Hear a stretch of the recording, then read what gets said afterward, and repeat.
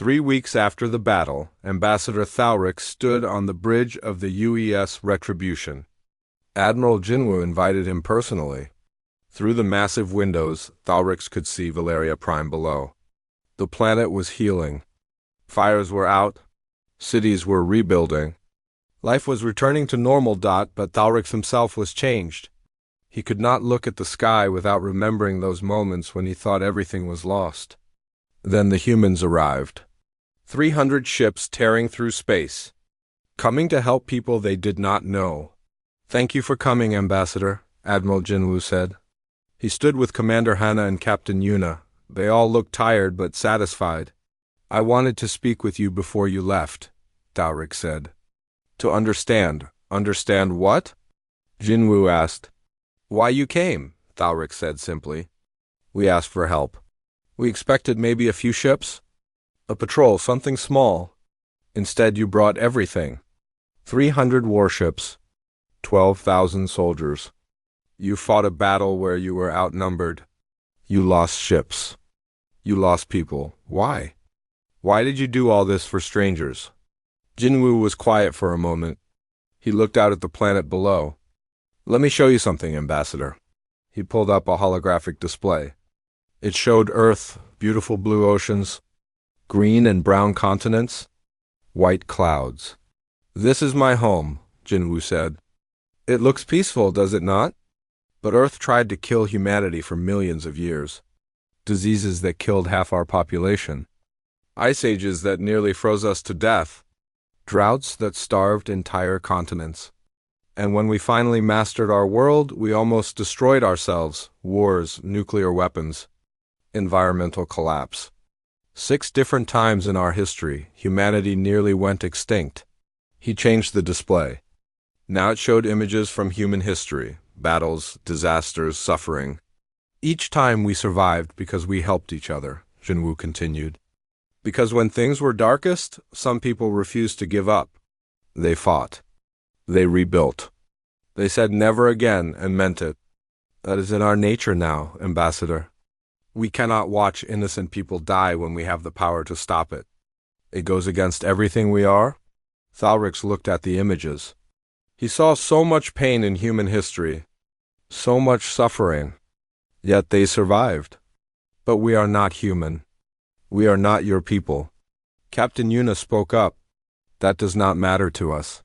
When I received your distress call, I did not think about politics or benefits. I just thought, people are dying. We can help.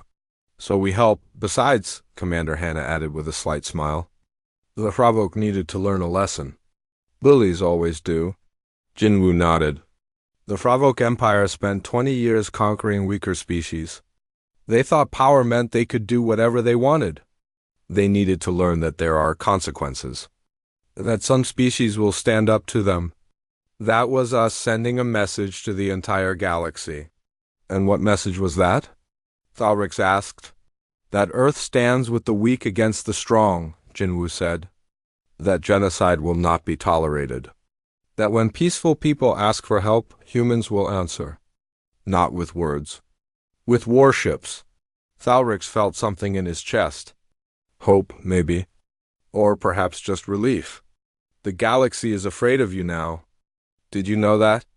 The battle recordings spread everywhere. Every species has seen what human weapons can do, what human soldiers can do. Many species are frightened." "Good," Jinwu said firmly. "Let them be frightened. Let the tyrants and conquerors be afraid. Let the Hravok Empire and every other bully know that humanity is watching. But let the peaceful species know something else. That we are friends. That we are protectors. That they can trust us. The Valerian Council wants to offer you a formal military alliance," Thalric said. "We want Earth as our partner and defender." Jinwu considered this. "We will accept, but on our terms. We will not control your military. We will not interfere in your government. We will not take resources or territory. We simply agree to help defend you if you are attacked again. And in return, you help us defend others. We build a network of peaceful species who stand together." "Others are already asking to join," Hannah said. We received 17 requests for defensive packs in the last 2 weeks. Small species who fear the Hravok or other empires, they want humanity as their shield. We cannot protect everyone, Yuna said quietly. We do not have enough ships, enough soldiers. No, Jinwoo agreed. But we can protect some. And we can teach others to protect themselves. We share our technology, our tactics. We help them build their own defenses. Over time, we create a galaxy where the peaceful outnumber the violent, where the bullies have no easy targets. Thalrix felt his hope growing. You would really do this? Share your technology? Your weapons? Yes, Jinwoo said. But only with those who will use it for defense, not conquest. We will be very careful about that. We do not want to create new problems while solving old ones. Over the next few weeks, the human fleet prepared to return home, but they did not leave empty-handed. Teams of human engineers worked with Valyrian scientists. They shared shield technology and weapon designs. They taught Valyrian soldiers new tactics and strategies. They helped rebuild defense networks. Colonel Down personally trained a new Valyrian security force. The Valyrians were peaceful by nature, but Down taught them that peace must sometimes be defended with strength. You do not need to love war, he told them. You just need to be good at it when necessary. On Earth, the news of the battle created a sensation. The footage of 300 ships emerging from jump space became legendary. People watched the battle recordings. They saw human vessels charging into impossible odds. They saw Marines dropping from orbit to save civilians. The government received thousands of requests from other species. Some wanted alliances. Some wanted to buy weapons. Some just wanted to meet the humans who saved the Valyrians. General Minho returned to Earth a hero. The Marine forces were expanded.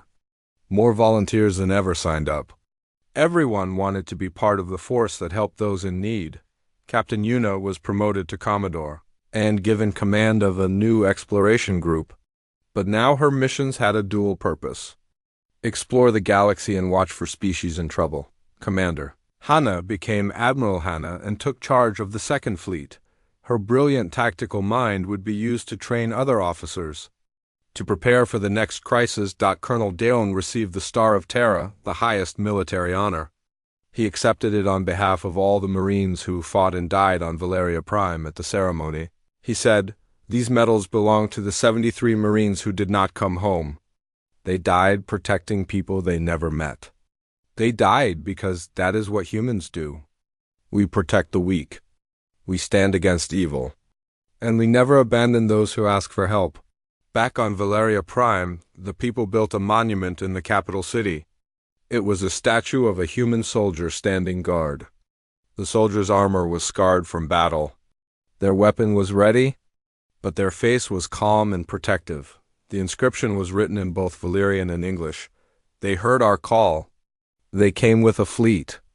They asked for nothing in return. Every day Valyrians came to the monument. They left flowers and notes. They brought their children to see it. They told stories of the day humans fell from the sky like heroes from ancient legends. Ambassador Thalrix visited the monument often. He would stand there and remember that terrible moment when he sent the distress call. When he had no hope. When death seemed certain, and he remembered the moment when space tore open and 300 ships arrived. The moment when everything changed. The moment when humanity announced itself to the galaxy not as conquerors, but as defenders. One day, a young Valyrian child approached him at the monument. The child looked up at the statue with wide eyes. "Is it true?" the child asked. "Did the humans really save us?" Thalrix knelt down to the child's level. "Yes, it is true. Why?"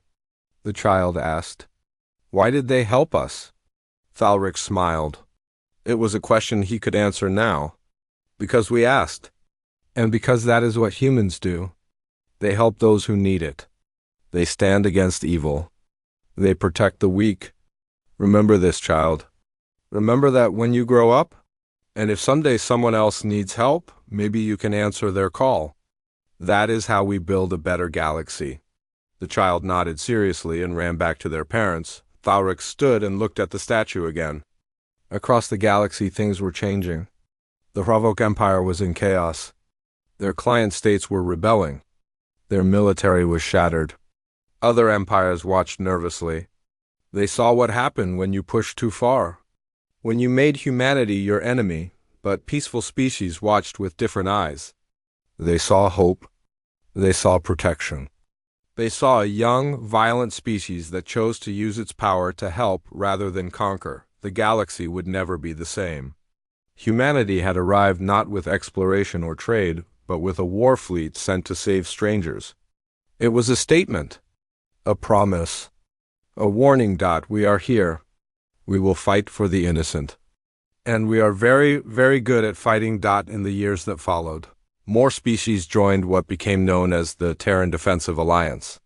Not an empire, not a federation, just a network of peaceful species who agreed to defend each other, with humanity at the center, ready to answer the call when it came, because humans learned long ago that survival means helping each other. That strength is wasted if not used to protect the weak. That the only way to build a better world or a better galaxy is to stand together against darkness. The space battle was over, but the war was not finished. While Admiral Jinwoo fought in orbit, thousands of Ravok soldiers were already on the ground. They landed before the human fleet arrived.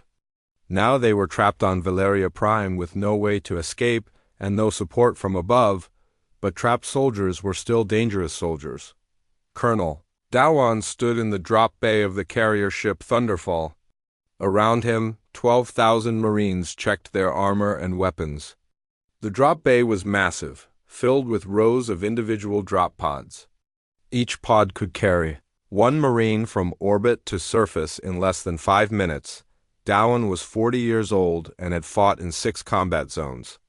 He was short and muscular, with scars on his face and hands. His Marines trusted him because he never asked them to do anything he would not do himself. When the pods launched, he would be in the first wave. "Colonel," said Lieutenant Sora. She was his second in command. Intelligence reports Ravok ground forces are concentrated in 3 main areas. The northern continent has the largest force, about 20,000 troops. They are holding Valyrian civilians as hostages. Dawan looked at the tactical display. The northern continent was far from any Valyrian military bases. The Ravok chose it specifically because it was hard to reach quickly. They thought they would have time to dig in and use civilians as shields. They did not know about orbital drop pods. "What weapons do they have?" Dawan asked. "Standard Ravok equipment," Sora replied. "Plasma rifles, armored vehicles, and defensive positions. They are setting up in the cities to blend with civilians. Traditional assault would take weeks and kill thousands of hostages." Dawan smiled. It was not a happy smile. "Good thing we are not traditional. Show me the drop zones." Sora highlighted several areas on the map. "We can land here, here, and here. These positions will put us behind their main defense lines. We surround them before they know we are there." Perfect," Dawan said. He activated his communication system. His voice went to every Marine in the fleet. "Listen up. We have Ravok troops on the surface holding Valyrian civilians hostage. They think they are safe because they are hiding in cities. They think we will not risk civilian lives. They are wrong. We are going to drop right on top of them. Fast, hard, precise. Remember your training. Remember why we are here. These people ask for help. We are the help. Let's show these Ravok what happens when you pick a fight with humans." The Marines cheered. Dawan climbed into his drop pod. The pod was small and cramped. Just enough room for one person and their equipment. The door sealed with a hiss. Dawan felt the pod lift into launch position.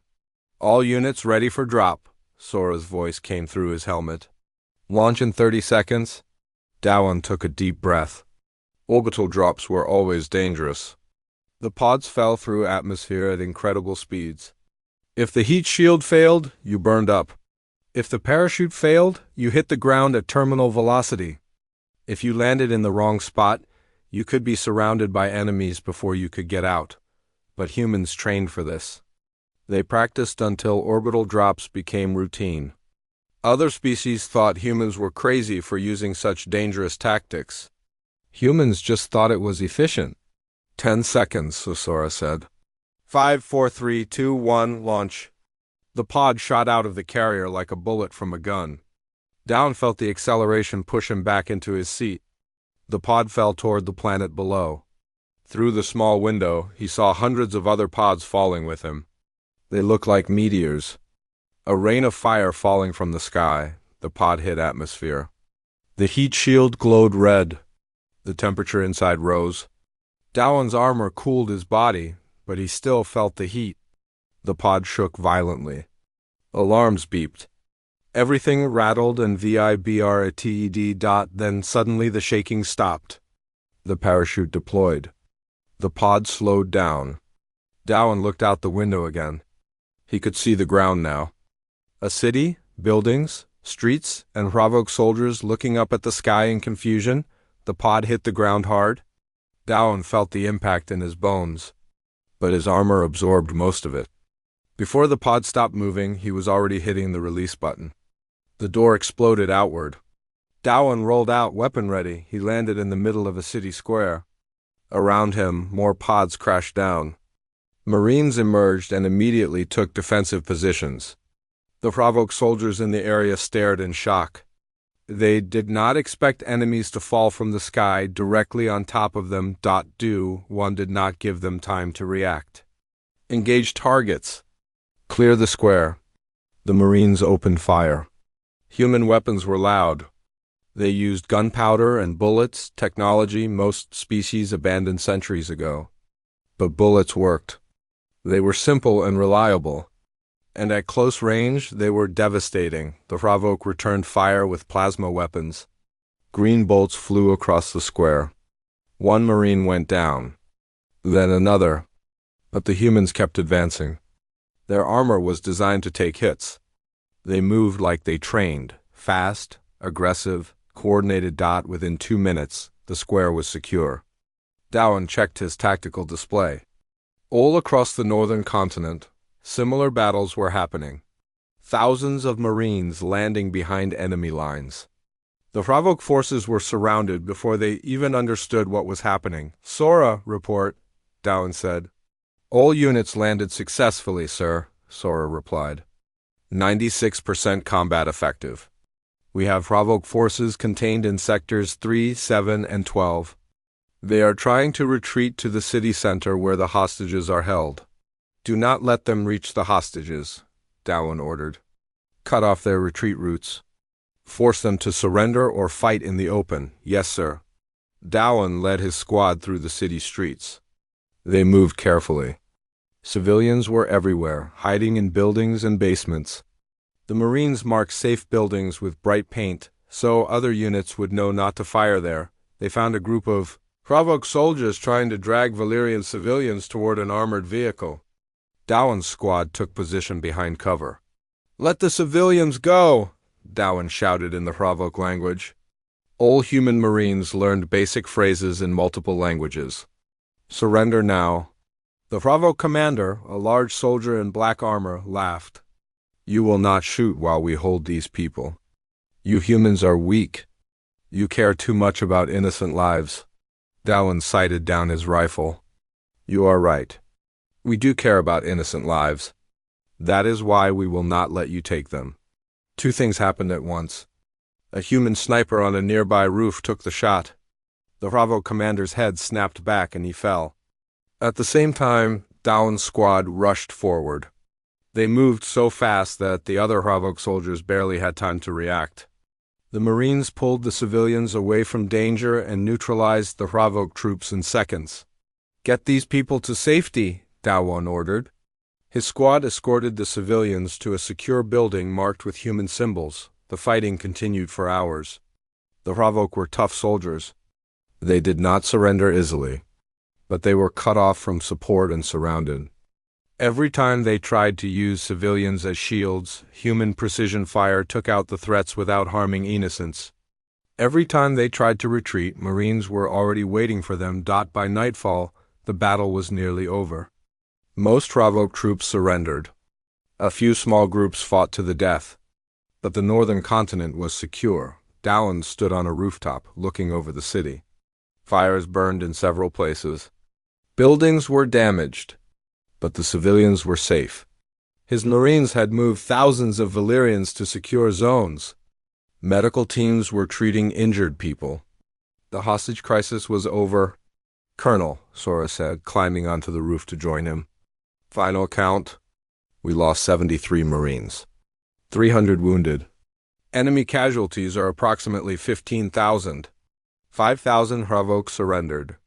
All civilian hostages are recovered safely. No civilian deaths from our operations." Dallin nodded slowly. 73 Marines dead. 73 families who would get terrible news. But thousands of civilians lived because those Marines did their job. It was the trade every soldier understood. Sometimes you died so others could live. What about the other continents? Dallin asked. Similar results? Sora replied. The fighting is over everywhere except one mountain region. Our Hravok group is holding out in some caves. They refuse to surrender. Let them hide, Dallin said. We will deal with them later. Right now, focus on helping the civilians. Get our medical teams working with Valyrian doctors. Share our supplies. These people have been through hell. Over the next 2 days, human Marines became a common sight in Valyrian cities. They helped clear rubble. They shared food and medicine. They protected civilians from the few remaining Hravok holdouts. Children who were terrified of the Hravok found themselves fascinated by the humans. The Marines gave them candy and showed them pictures of Earth. Ambassador Thalrix visited the Marine headquarters on the third day. He found Colonel Dallin coordinating relief efforts. Colonel, Thalrix said, I wanted to thank you personally. Your soldiers saved countless lives. Dallin shook his hand. The grip was firm but gentle. We did our job, Ambassador. Nothing more. You did more than your job, Thalrix insisted. Your Marines risked their lives for people they never met. Some of them died for us. Why? Why would you do this? Dallin looked at him for a long moment. Ambassador, let me tell you about humanity. We come from a world that tried to kill us every day. Earthquakes, hurricanes, diseases, predators, we survived because we worked together. Because we helped each other. The colony of New Jeju was beautiful from space. Green continents, blue oceans, white clouds. 50,000 humans had made this world their home over the past 20 years. They had built cities, farms, schools, and families. Now, 20 alien warships appeared at the edge of the system. Ready to destroy it all, Overlord Vexler sat on the bridge of his flagship, watching the planet on his viewscreen. Such a small, insignificant world. This would be easy. Open a channel to the planet. Let's see if they beg for mercy. Down on New Jeju's surface, Governor Yunji Han received the transmission in the colonial government building. She was a strong woman in her 40s, elected by the colonists to lead them. Now she faced their greatest challenge. Vexler's face appeared on her screen. Human Governor, I am Overlord Vexler of the Galactic Collective. Your species has violated our space. This colony is illegal. You have 1 hour to evacuate your people to space. After that, we will destroy everything you have built. Yunji kept her voice steady. This is our home. We've broken no laws. We came in peace. Peace? Vexter laughed. You came in ignorance. Now you will learn the price of that ignorance. 1 hour, human. Then your cities burn. The transmission ended. Yunji immediately contacted Commander Jiho on the Defender, which was in orbit above the planet.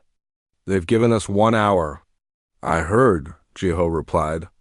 Are the civilians secure? Everyone's in the shelters. We're ready. Good, now comes the hard part.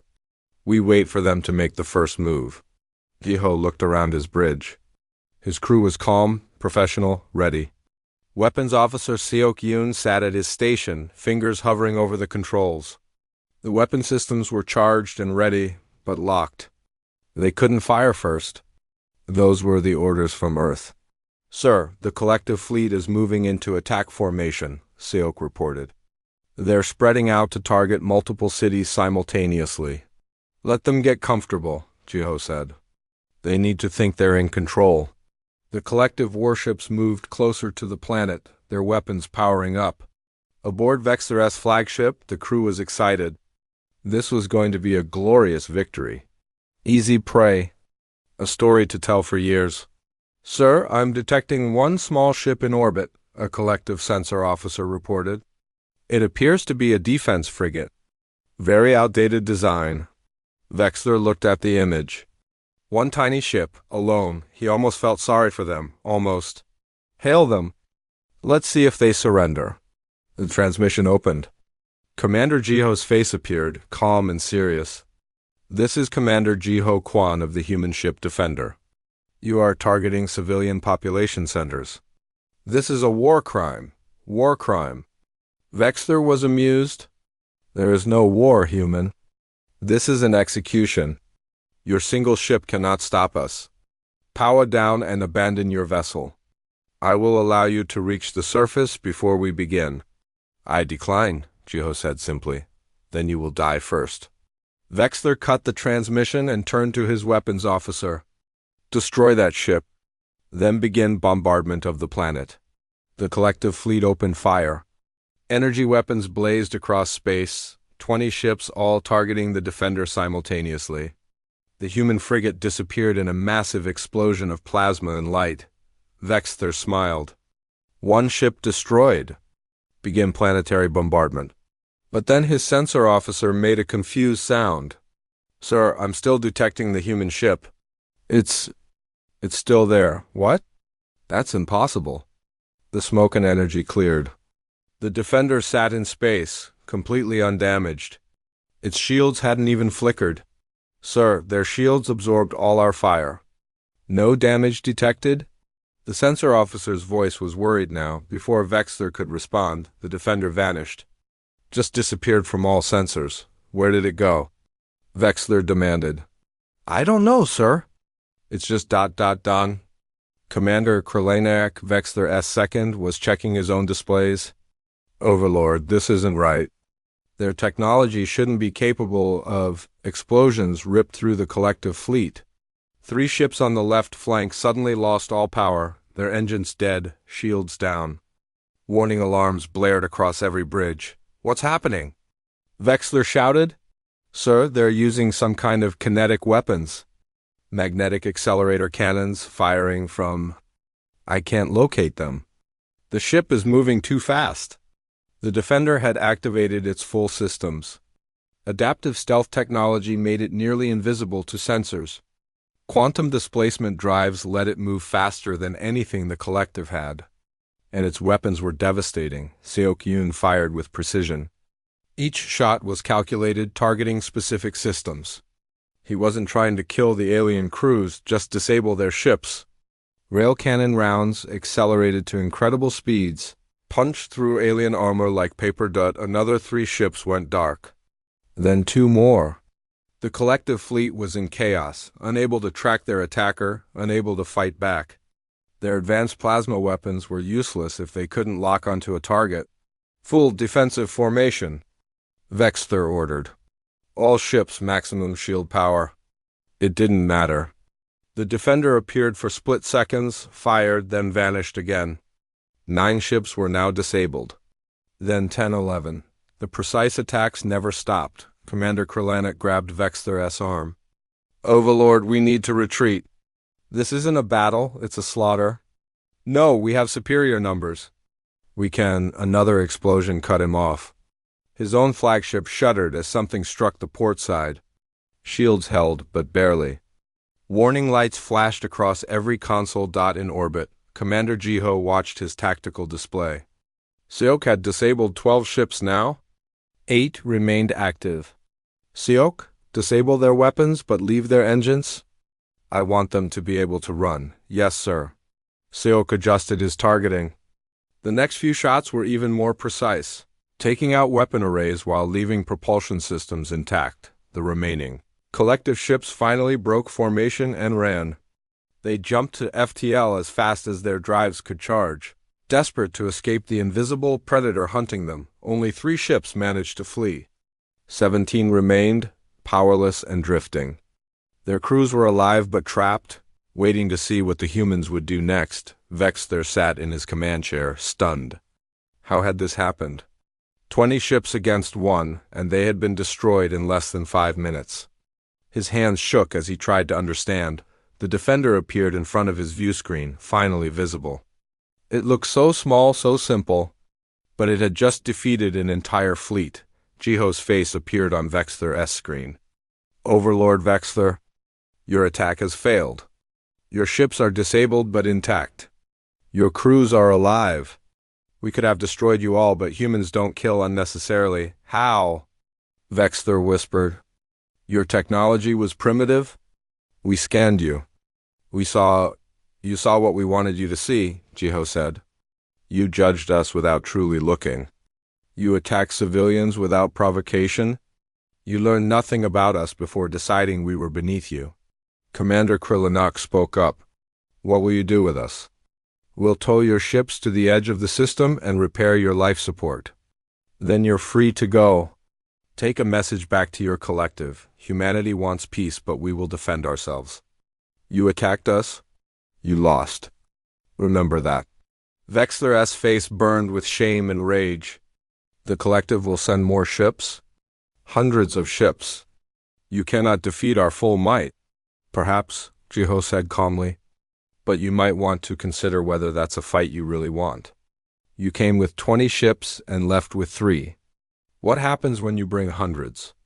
Do you really want to find out? The transmission ended. The defender began the work of securing the disabled ships and ensuring the alien crews would survive. On the surface, Governor Yunji received the news. No human casualties. No damage to the colony. Complete victory. She broadcast the message to all colonists they were safe. The threat was over, but both she and Commander Jiho knew this wasn't really over. The collective had been humiliated.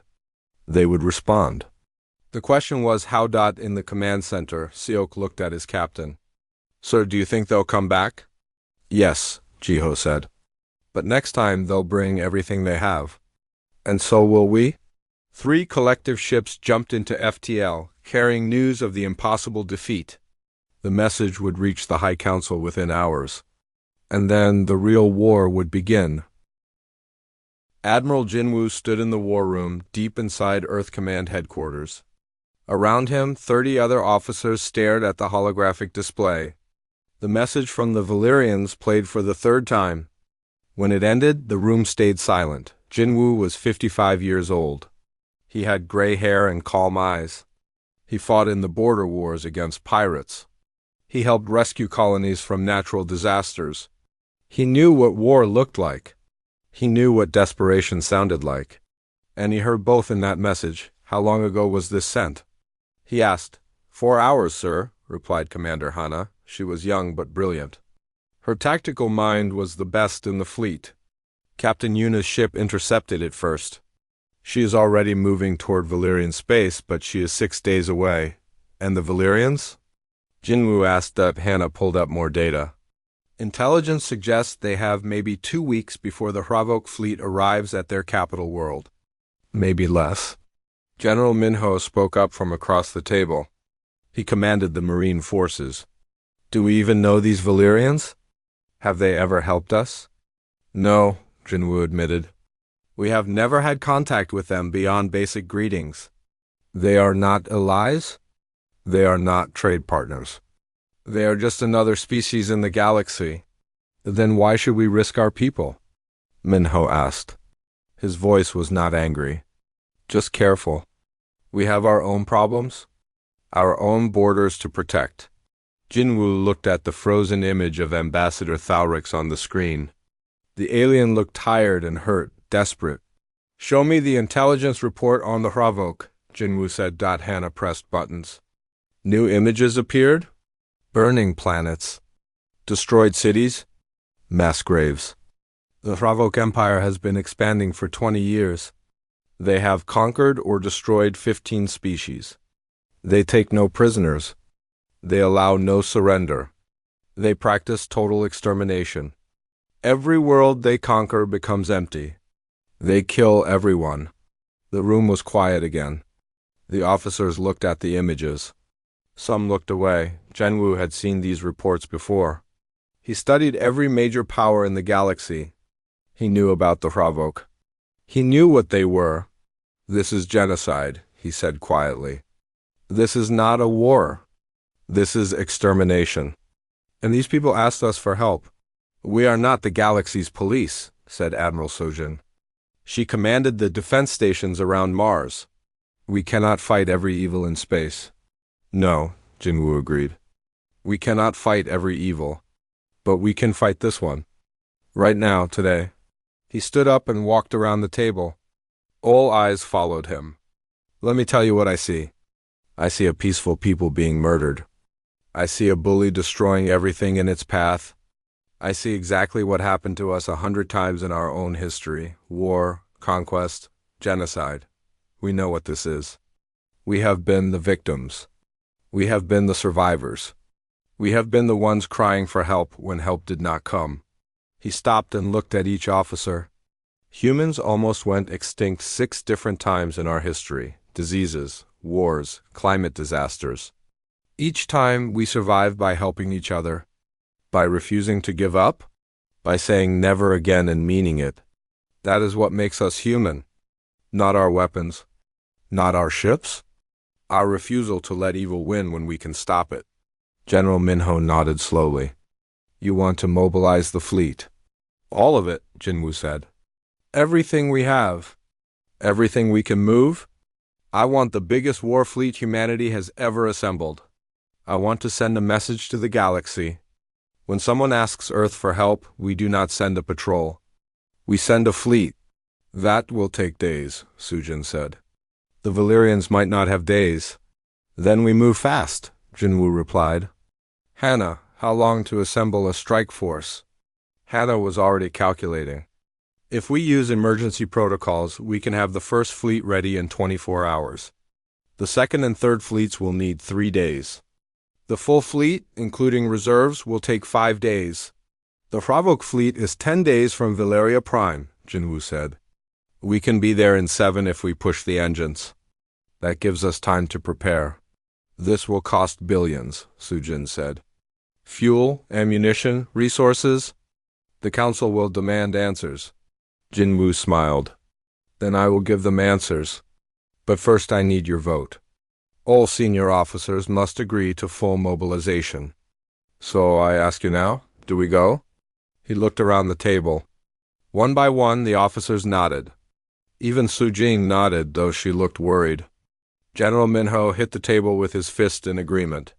Then we are decided, Jinwoo said. Issue the order. Full fleet mobilization. Every ship. Every marine. Every pilot. We leave in 72 hours. Hannah, I want you on the Retribution with me. You will coordinate the battle. Minho, prepare the orbital drop teams. If we need to fight on the ground, I want your best ready. Sujin, you stay here and hold Earth. If this is a trap, someone needs to protect home. The officers saluted and left the room. Only Hannah remained. Do you really think we can win? She asked quietly. Jinwoo looked at the star map. The distance to Valyria Prime glowed in red numbers. The Ravok have 600 ships. We will have maybe 300? They outnumber us 2 to 1? That is not an answer, Hannah said. No, Jinwoo agreed. But here's what I know. The Ravok have been fighting small defense forces. Outdated weapons. Scared crews. They have never fought humans. They do not know what we can do. They do not know how we fight. That gives us an advantage. The advantage of surprise, Hannah said. And fear, Jinwoo added. The galaxy knows about humans. They know we are from a death world. They know we are violent. But they do not know what that really means. The Ravok are about to learn. And after this battle, everyone will know. When you ask Earth for help, we do not send thoughts and prayers. We send warships. Over the next 72 hours, Earth orbit became chaos. Ships arrived from every corner of human space. Defense platforms released their patrol groups. The Mars shipyards sent their newest vessels. The Jupiter fleet jumped in system at full speed. The news spread across Earth quickly. People watched the fleet assemble on their screens. They saw the dreadnoughts, the carriers, the destroyers, the support ships. 300 vessels all preparing for war. Some people protested. They said humanity should not get involved. They said it was too risky. But most people understood. Someone asked for help. Humans answered. It was that simple. On the third day, Admiral Jinwoo boarded the UES Retribution. It was the biggest ship in the fleet. A massive dreadnought with enough firepower to destroy a small moon. Hannah followed him onto the bridge. The crew stood at attention. At ease, Jinwoo said. Hannah, status report. All ships report ready, sir, Hannah said. 312 vessels in total. 5 dreadnoughts. 12 carriers with 400 fighters. 23 heavy cruisers. The rest are destroyers and support ships. Total crew count, 98,000. Marine Force, 12,000 under Colonel Dallin. Jinwoo nodded. It was a good force. Maybe good enough. And Captain Yuna? Still en route to Valeria Prime. She should arrive in 2 days. She will scout the situation and send us updated intelligence. Good, Jinwoo said. He sat in the command chair. It felt heavy. So many lives depended on his decisions now.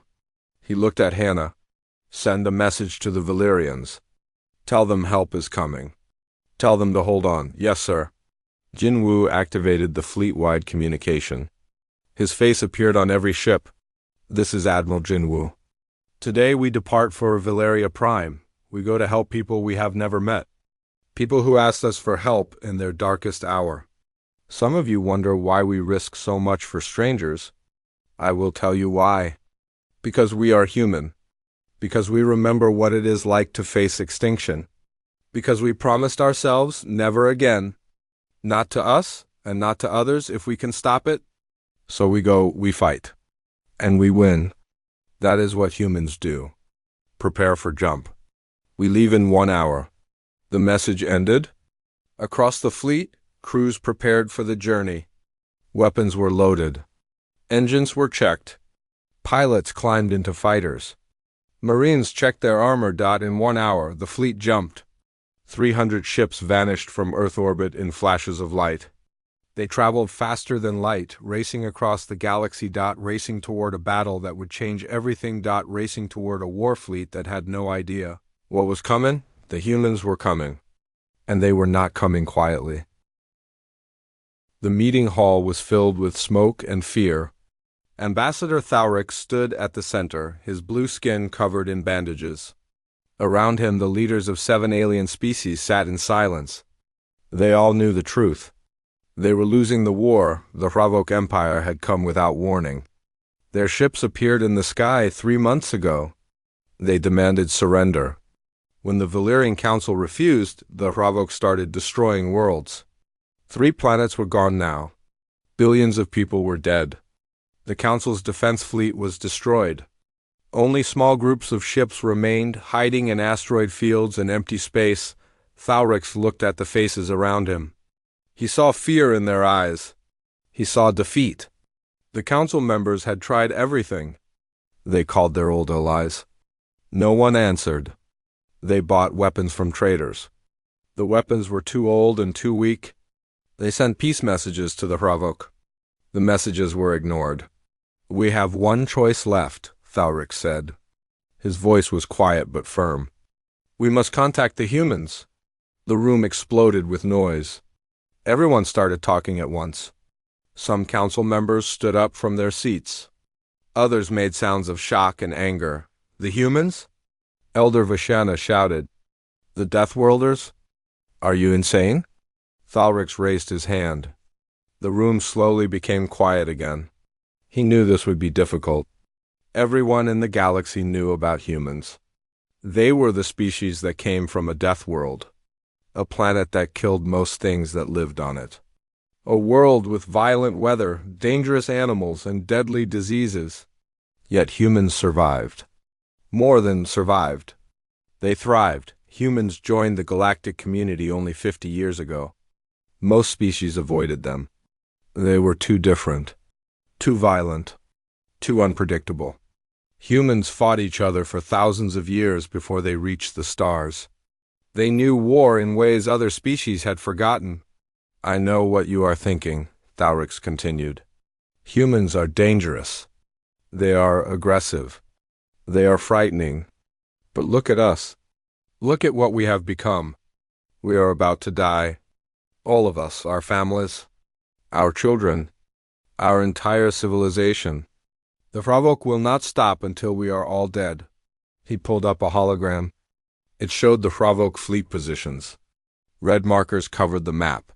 They surrounded the last 4 Valyrian worlds. The biggest group was moving toward Valeria Prime, the capital world. They would arrive in 2 weeks. We have 14 ships left, Thaurix said. The Fravok have 600. We cannot win. We cannot run. We can only ask for help. Council member Rickstar spoke up. He was old and wise. Even if we ask the humans, why would they come? We have nothing to offer them. They barely know us. Because they are human, Thaurix replied. I have studied them. I have read their history. Humans are strange. Yes, they fight. Yes, they are violent. But they also help. They protect the weak. They hate bullies. They have a saying on Earth, never again. They say this about their own terrible wars. They promised themselves they would never let such things happen again. That is their own species, Vishana said. Why would they care about us? Thaurix looked at him directly. Because we will ask. And I believe humans cannot ignore a call for help. It is not in their nature. The debate went on for hours. Some council members refused to consider it. They said inviting humans would be like inviting another enemy. Others said it did not matter. They were going to die anyway.